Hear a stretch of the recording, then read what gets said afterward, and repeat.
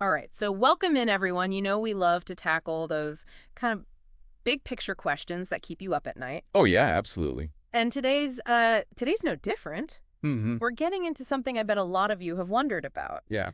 Does website speed really, really affect your SEO? Right. And if it does, how MUCH? Like, how much should we care about this? Exactly. So to help us kind of break this down, Yeah. we've got this awesome article All right. called Data-Driven SEO and Web Performance. All right.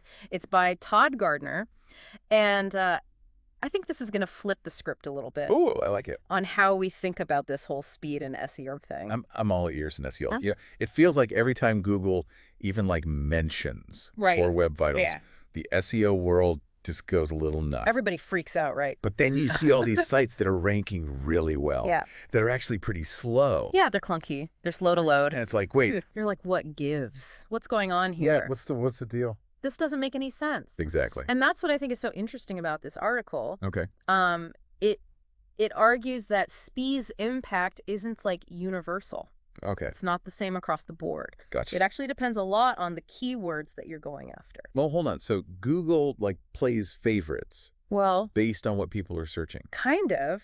Interesting. Yeah, so think about it this way. Yeah. If you search best laptops, Mm. right, you're probably looking for comparisons. Yep. You want quick information. Mm. You want that page to be snappy and smooth. Right. Google knows that. Makes sense. So for those kinds of keywords, Yeah. page speed becomes more important for ranking. Okay. But Yeah. if you're searching something like history of laptops, Okay. Yeah. you're probably looking for something a little more in-depth. Right. A deep dive. You want that long content. More content focused. So speed still matters, but it's not like the deal breaker. It's not going to make or break you. It's not going to make or break you. Gotcha. So what this means for you listening, right, Yeah. is that before you even start thinking about really tweaking Yeah. and optimizing your website for speed, Mhm. you really need to figure out Yeah. what are those keywords that you're really going after. So keyword research just became even more important. Right. It just got way more important. Wow. You have to think about what does the user actually want Fascinating. from that search. Yeah. And then you can start to think about, okay, well, Okay. does speed matter in this equation? I see. And here's where it gets really actionable. Okay, good. The author of this article, Yeah. he actually created a tool Oh, wow. called Keyword Vitals. Keyword vital. And I'll say it again, Keyword Vitals, Okay. because it's that good. Right. I'm writing it down. Write it down. Yeah. What this tool does is it tells you straight up, Okay. does speed matter for your keywords? Like the ones you just figured out you need to be targeting. No more guessing games. No more guessing games. I love that. It takes all the guesswork out. Data. And it tells you if it does matter. Yeah. It'll tell you which metrics you should focus on. Oh, so it's not just speed is good. No. It's It's specific. this particular Right. element of speed matters. Exactly. Yeah. And for example, Yeah. they dive into, in the article, this example Right. of best laptops under $1,000. Okay. Classic. Right. You're trying to find a good laptop. Yeah. And it turns out that for that particular keyword, Yeah. CLS and INP, Okay. which basically measure how visually stable So and responsive a page feels. things jumping around. Yeah, how janky is it Yeah. when you're trying to use it? Exactly. Those have a really strong correlation Wow. with ranking for that keyword. Okay. But then you look at something like laptop explanation. Okay. So more informational. Right, more informational. Yeah. And the correlation vanishes. It goes away. It just goes away. So content is king for that one. So it's if we're trying to rank for something Yeah. where performance is really critical, Mm-hmm. but our site's kind of lagging behind, Yeah. we got work to do. We got work to do. But then on the flip side, Yeah. if it's something that's more content heavy, Right. we can really prioritize Yeah. crafting that amazing content. Exactly. And the cool thing is, his Yeah. article uses all these real world examples Right. to show how Keyword Vitals Yeah. actually revealed those insights. So no more So you're not just throwing darts in the dark. throwing darts in the dark, right? This is laser focus. This is laser focused optimization. I love it. You know where to put your effort. It's huge. It's all about knowing your battlefield. Right. Right. And we're not just talking about like our own WebUN websites here. Oh. What if we could use this information? On our competitors. Ooh, now you've got my attention. Right. Ah. I'm sensing a deep dive within a deep dive. Oh, you already know where we're going. Coming on? But before we get there, Okay. we got to make sure we have the foundation for everybody listening. Right. Think about this. Mm-hmm. What are your top P keywords? Okay. The ones that really matter to your business? Yeah. Is speed a make or break factor for them? Okay. Or is it more about that content? Isn't Is it more about what you're actually saying on the page? That's the million-dollar question, isn't it? It is. And once we got those answers, Yeah. we can really start using this data-driven approach to our advantage. That's where the magic happens. Yeah. To our advantage. I like that. All right, so let's talk about those competitors. Okay. Yeah. Imagine you're going after this keyword, right, where speed really, really matters. Yep. But your main competitor, Yeah. their site is just Oh, no. slower than molasses in January. It's the worst. It's like just crawling. Oof. Yeah, that's not good. So what do you do? Well, I mean, suddenly we're not just playing defense right. Right. We have an opportunity You can swoop in. to just totally dominate Yeah. those search results Take over. by focusing on those specific metrics. It's like finding a cheat code. Yes, I love that. Right. A secret cheat code. Yeah. So we can use tools like Keyword Vitals to analyze their website, Okay. see what keywords they're ranking for, Gotcha. and then see if there's like a performance gap Yeah. that we can exploit. I love it. Right. It's like turning SEO into this strategic game of chess. Strategic. That's it. Right. That's what makes this whole concept so powerful. Yeah. It's not just optimizing in a vacuum. Right. It's understanding the whole landscape. The competitive landscape. Yeah, and making data-informed decisions. Love it. But, okay, let's not get ahead of ourselves. All right. Before we go full on like evil genius mode, Yeah. world domination. Right. We got to remember Yes. that performance is just one piece of the puzzle. Absolutely. Content strategy, technical SEO. All the fundamentals. These are still the cornerstones Yes. of a good strategy. It's like building a house. Okay. You need a strong foundation, Yeah. but then you also need the right tools and materials to create something really exceptional. I like that analogy. And in this case, Keyword Vitals and other tools like it, those are giving us those materials, Because we need. the tools we need. It's about working smart, not just hard. Right.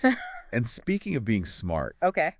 I think there's another layer to this Yeah. whole performance conversation. Right. It's not just about how fast our sites load. Right? It's also about how fast users expect them to load. Ooh, now you're tapping into something really interesting. There's a psychology to this. Okay. Right. So you're saying there's a psychological component at play here. Totally. Interesting. Think about it. Okay. If a website is ranking highly Yeah. for a specific keyword, we kind of just assume it's a good site, right? We trust Google. We trust Google. To an extent. Right. Yeah. But what if that site isn't actually that fast, objectively? So you're saying that our perception of a site's SEO could actually influence how we perceive its speed. Totally. That's wild. Right. And It's like this halo effect where our positive impression spills over. into other areas. Into other areas. Even if they don't deserve it. Even if they don't deserve it. Wow, that raises some intriguing questions about how we perceive the web Totally. and the role that SEO plays. That's a mind-bending thought. It is. So it really highlights the importance of understanding our Right. audience's expectations. Right. We can use data to see how fast sites typically load Okay. for our target keywords, Yeah. and then we can aim All right. to meet or exceed those expectations. Exactly. It's about taking this data-driven SEO to the next level. To the next level. It's not just hitting the bare minimum. No. It's about creating a user experience Yeah. that wows people. That blows them away. Yeah. It's about being the Usain Bolt Okay, I like it. of your niche. Yeah. Right? But speed isn't the only thing that matters. Right. Remember, it's all about finding that balance Mm-hmm. between technical optimization Yeah. and that understanding of your audience. A genuine understanding of who you're talking to. Exactly. So for you listening, Yeah.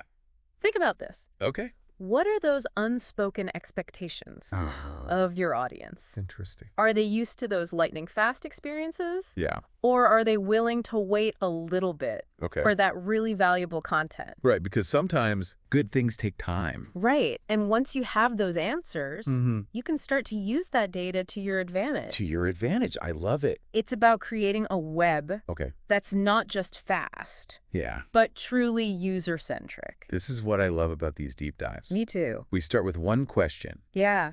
And it leads us down all these rabbit holes. There's so many rabbit holes. And we emerge with a whole new perspective. Totally. It's the beauty of continuous learning. Keeping our minds open. Yeah. That's what it's all about. Absolutely. And that's a perfect note to wrap up this part of our deep dive. But we're not done yet. Oh, we're not done. I'm already excited to see. I know, me too. Where this conversation takes us next. Okay, so we've talked about how speed impacts SEO and like how understanding our audience can give us a competitive edge. But before we wrap up this whole deep dive, I want to kind of flip the script one last time. Ooh, okay. I'm intrigued. What if instead of focusing on, how SEO impacts speed. Okay. We think about how speed impacts SEO, Okay. or rather how our perception of speed is influenced by SEO. Okay, now you're really making me think. Yeah. Break that down for me. Okay, so we've all been there, right? We search for something. Yeah. A website pops up. At the top. At the top of the results. Yeah. And we instinctively think, okay, this must be a good site. this must be a good site. Google says so. Google says so, right? All right. But what if that site isn't actually the fastest loading? Could that positive SEO, like that halo, actually make us perceive it as faster than it really is? It's like we're giving them the benefit of the doubt. Yes. Because they've already earned our trust. Exactly. Through that ranking. Through their ranking, yeah. Yeah. That's fascinating. So it opens up all these questions, right? Yeah, what are the questions? Like, are we more forgiving of slow loading times? If we already think highly of a website, does a top ranking create like a subconscious bias? Right. That influences our experience. It makes you wonder if there's a psychological element at play here. There's gotta be. Right. Maybe our brains are wired to associate positive attributes. Like good things Yeah. with things that are ranked highly. Almost like a shortcut to make quick judgments. A mental shortcut. Yeah, interesting. It's almost like Okay. SEO is a form of social proof. Ooh. If everyone else thinks this site is great, Right? it must be fast too. Even if it's not. Even if it's not objectively. Wow. Right. This could totally change how we approach optimization then. Right. What if we focused on building that SEO authority first, That authority. knowing that it might actually improve Yeah. the user's perception of speed later on? It's a chicken and the egg thing, right? It is. But it really highlights how interconnected all of this is. Yeah. It's not just about speed. Right. It's not just about SEO. It's everything together. It's how it all works together to shape the user experience. The whole experience. The whole thing. I love it. So to sum up this whole deep dive, remember this website performance for SEO isn't one size fits all. Nope. It's about knowing your keywords. Right. Understanding your audience. Yes. Using data to make those smart decisions. Love it. But it's also about acknowledging that there's a human element to this, right? Our perceptions. How do we? Our expectations. It all matters. They color our experiences online. Yeah. And those can be just as important It's true. as the technical details. Absolutely. It's about finding that sweet spot where technical excellence meets that human understanding. And that's what makes this so exciting. Right. It's always changing. It's always evolving. Yeah. So as you go out there and conquer the world of web performance and SEO, World domination. remember to keep your minds open. Stay curious. Yeah. Never stop experimenting. Right. Who knows what crazy discoveries are waiting for us right around the corner. That's the fun part. That's the fun part. All right. It's been a pleasure Likewise. diving deep with you today. Until next time. Until next time, and to all of you listening, Yes. thanks for joining us on this journey. Yeah. Thanks for coming along. Keep learning. Keep learning. Keep questioning. Learning. And That's right. keep pushing those boundaries Yes. of what's possible online. I love it. We'll see you next time.